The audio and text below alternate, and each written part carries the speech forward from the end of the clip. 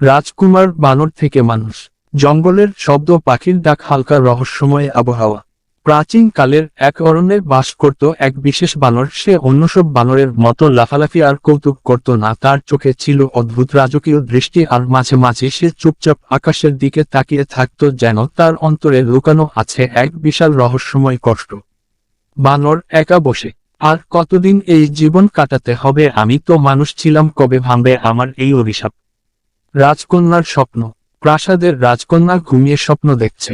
স্বপ্নে এক বানর তার সামনে এসে বলে, রাজকন্যা আমাকে বাঁচাও, আমি সাধারণ প্রাণী নই, অভিশপ্ত এক রাজকুমার। রাজকন্যা চমকে ঘুম ভেঙে উঠে বসে। এ কেমন স্বপ্ন? কেন এমন লাগছে যেন সত্যিই কেউ সাহায্য চাইছে আমার কাছে।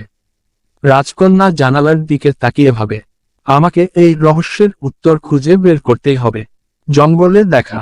রাজকন্যা সঙ্গীসহ বনে ঘুরতে যায়। হঠাৎ এক গাছের আড়াল থেকে সেই বানর বেরিয়ে আসে। সবার ভয় চমক। আহ, বানর! কিন্তু বানর শান্তভাবে বলে ওঠে মানুষের মতো কণ্ঠে, ভয় পেও না, আমি সাধারণ প্রাণী নই। রাজকন্যা অবাক হয়ে, তুমি কথা বলতে পারো? বানর: হ্যাঁ রাজকন্যা, আমি এক অভিশপ্ত রাজকুমার। অভিশাপের কাহিনী। আলো ম্লান হয়, দৃশ্য পাল্টে যায়। রাজকুমারকে দেখা যায় তরবারি হাতে প্রাসাদে যুদ্ধ করছে। হঠাৎ এক দুষ্ট জাদুকর উপস্থিত হয়। জাদুকর: তুমি আমার ক্ষমতার সামনে টিকতে পারবে না, আজ থেকে তুমি আর রাজকুমার থাকবে না। জাদুর আলো ছড়িয়ে পড়ে রাজকুমার ধীরে ধীরে বানরে পরিণত হয়। জাদুকর: এবার থেকে তুমি বনের প্রাণী, কেউ তোমাকে চিনতে পারবে না।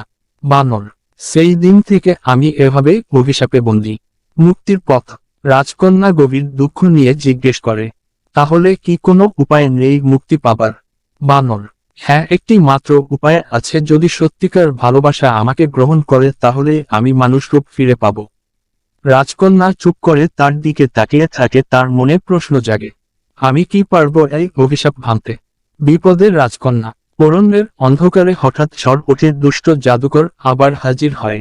জাদুকর: হা হা হা, আমি জানতাম তুমি আমার গোপন কথা রাজকন্যাকে বলে দিবে, এবার কেউ তোমাকে বাঁচাতে পারবে না। জাদুকর আগুনের বল ছুঁড়ে মারে। বানর লাফিয়ে রাজকন্যাকে বাঁচায়। ভয়ঙ্কর যুদ্ধ শুরু হয়। গাছ কেঁপে ওঠে, আগুন ছড়িয়ে পড়ে। রাজকন্যার ভালোবাসা। যুদ্ধ শেষে বানর আহত হয়ে পড়ে যায়। রাজকন্যা দৌড়ে তার কাছে যায়, চোখে জল। না, তুমি আমাকে বাঁচালে কিন্তু নিজেই আহত পড়ে গেলে। বানর দুর্বল কণ্ঠে: হয়তো এভাবেই আমার শেষ নিঃশ্বাস ত্যাগ হবে। রাজকন্যা: না, তুমি যেমনই হও আমি তোমাকে ভালোবাসি। তুমি বানর হও কিংবা মানুষ, তাতে কিছু যায় আসে না। অভিশাপ ভাঙা। হঠাৎ চারপাশ আলোয় ভরে যায়। আকাশ থেকে ঝলমলে নক্ষত্রের মতো আলো নেমে আসে।